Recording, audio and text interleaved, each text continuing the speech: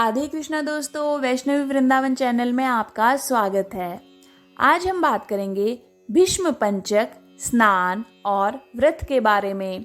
दोस्तों, जो लोग पूरे महीने कार्तिक स्नान और व्रत नहीं कर सके हैं तो वो भीष्म पंचक स्नान और व्रत कर सकते हैं। तो आइए जानते हैं कि भीष्म पंचक स्नान और व्रत कब से शुरू है। 4 नवंबर 2022 को देवउठनी एकादशी है और देवउठनी एकादशी से लेकर कार्तिक पूर्णिमा तक भीष्म पंचक स्नान और व्रत किया जाएगा।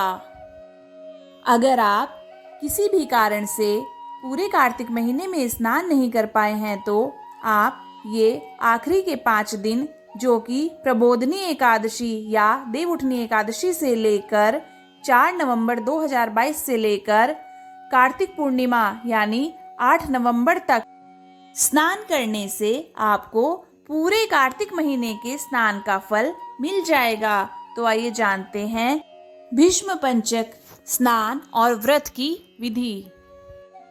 दोस्तों, आपको 4 नवंबर को ब्रह्म मुहूर्त में उठकर किसी भी पवित्र नदी में स्नान करना है। अगर आप किसी भी पवित्र नदी में स्नान नहीं कर सकें तो आप अपने नहाने वाले जल में गंगा जल और तिल डालकर स्नान कर सकते हैं। दोस्तों, उसके बाद आपको गणपति जी और लक्ष्मी नारायण जी का पूजन करना चाहिए। दोस्तों, इस महीने में विष्णु सहस्त्र का पाठ करना बहुत ही उत्तम माना गया है। उसके बाद आप तुलसी मैया में दीपक जलाइए। इस महीने में दीपदान करने का भी बहुत अधिक महत्व है। दोस्तों, आपको सूर्योदय के समय सूर्य को जल देना चाहिए। सूर्योदय से पहले आटे का दीपक बनाकर तुलसी माता में जलाएं और शाम को सूर्य अस्त होने के बाद फिर से एक आटे का नया दीपक बनाकर तुलसी माता में जलाएं। दोस्तों, मैं आपको बता दूं कि देवउठनी एकादशी या प्रबोधनी एकादशी के दिन ही शालिग्राम जी और तुलसी माता का विवाह किया जाता है। आइए बात करते हैं भीष्म पंचक या पंचभिक्खु व्रत के बारे में। दोस्तों, इन 5 दिनों में आपको व्रत भी करना चाहिए। कार्तिक महीने में स्नान करने वाले इस व्रत को जरूर करें। 5 दिन का भीष्म पंचक व्रत करने से, जो कि इस बार 4 नवंबर 2022 से लेके 8 नवंबर 2022 तक है। दोस्तों, इस व्रत को करने से निसंतान दंपत्ति को संतान की प्राप्ति होती है और निसंतान व्यक्ति को अपनी पत्नी सहित इस व्रत को करना चाहिए। दोस्तों, जो लोग वैकुंठ पाना चाहते हैं या इस लोक में सुख चाहते हैं, उन्हें भी इस व्रत को जरूर करना चाहिए। साथ ही साथ मैं आपको बता दूं कि जो जातक भीष्म पितामह को अर्घ्य देता है उसको मोक्ष की प्राप्ति होती है। दोस्तों, आपको इस जल को तांबे के लोटे में लेना है और उस जल में गंगा जल जरूर डाल दें और भीष्म पितामह को अर्घ्य दें और अर्घ्य देते समय इस मंत्र को बोलें। तो इस मंत्र का अर्थ है, जिनका व्याघ्रपद गोत्र और संस्कृत प्रवर है, उन पुत्र रहित भीष्म वार्मा को मैं यह जल देता हूँ। वसुओं के अवतार शांतनु के पुत्र आजन्म ब्रह्मचारी भीष्म को मैं यह अर्घ्य देता हूँ। इस अर्घ्य को देने से व्यक्ति को मोक्ष की प्राप्ति होती है। दोस्तों, अब जानते हैं भीष्म पंचक व्रत में क्या करना चाहिए और क्या नहीं करना चाहिए।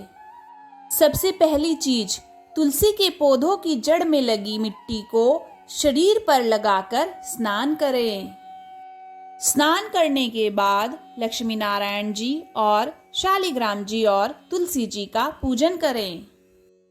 इसके बाद रोली, मोली, चंदन, पुष्प, फल, तुलसी पत्र से मंदिर में, या अगर आपके घर पर शालिग्राम जी हैं तो उनका पूजन करें। अगर शालिग्राम जी नहीं हैं तो विष्णु जी या कृष्ण जी का पूजन करें और कथा श्रवण करें। विष्णु सहस्त्र का पाठ करना बहुत ही उत्तम बताया गया है। शाम के समय मंदिर में पीपल, तुलसी, आंवले के पास दीपक जलाएं। इससे आपके घर में अन्न धन की वृद्धि होती है और रोगों का नाश होता है। साथ ही साथ आप दरिद्रता को दूर करने की प्रार्थना करें। 5 दिनों तक आपको नियमित रूप से गाय माता की सेवा करनी है। गाय माता को आपको गुड़ खिलाना है, चना खिलाना है, रोटी, चारा खिलाने के साथ साथ पानी भी पिलाएं। साथ ही साथ गौ माता की रज का टीका लगाएं। किसी भी वृद्ध आश्रम या अनाथ आश्रम या फुटपाथ पर पड़े हुए गरीब लोगों को जाकर कंबल का दान करें। दोस्तों, कार्तिक मास में दान करने का 100 गुना फल प्राप्त होता है। समय आने पर यही दान आपकी रक्षा करता है, यही दान आपको सक्षम बनाता है। ओम नमो भगवते वासुदेवाय 5 दिनों तक इस मंत्र का जाप कीजिएगा। दोस्तों, इन 5 दिनों तक अखंड ज्योत जलाने से दरिद्रता दूर हो जाती है और गंभीर से गंभीर बीमारी भी दूर होती है। ओम विष्णवे नमः। इस मंत्र से शुद्ध देसी घी, तिल और जौ की 108 आहुति देते हुए 5 दिनों तक हवन करना चाहिए। चावल से जौ और तिल के द्वारा अपने पितरों का तर्पण कीजिएगा। इससे आपके पितरों को मोक्ष की प्राप्ति होगी और उन्हें प्रेत योनि से भी मुक्ति मिलेगी। दोस्तों, अब जान लेते हैं क्या नहीं करना चाहिए। वैसे तो पूरे ही कार्तिक महीने में, लेकिन अगर आप इन 5 दिनों का भीष्म पंचक स्नान और व्रत करते हैं तो आपको लौकी, मसूर की दाल, उड़द की दाल, बैंगन, पालक, मूली और लहसुन और प्याज आदि का सेवन नहीं करना चाहिए। दोस्तों, कार्तिक महात्म्य कथा और कार्तिक कथा जरूर पढ़ें या सुने। दोस्तों, आपको भीष्म पंचक स्नान के दौरान ब्रह्मचर्य का पालन करना चाहिए। भीष्म पंचक व्रत को वैसे तो फलाहार किया जाता है, लेकिन अगर आप किसी कारण से इस व्रत को फलाहार नहीं कर सकते हैं तो एक टाइम अन्न ग्रहण कर सकते हैं। दोस्तों, अगर आपको ये वीडियो अच्छी लगी तो वीडियो को लाइक कीजिए, चैनल को सब्सक्राइब कीजिए और कमेंट बॉक्स में ओम नमो भगवते वासुदेवाय जरूर लिखिए। जय श्री लक्ष्मी नारायण।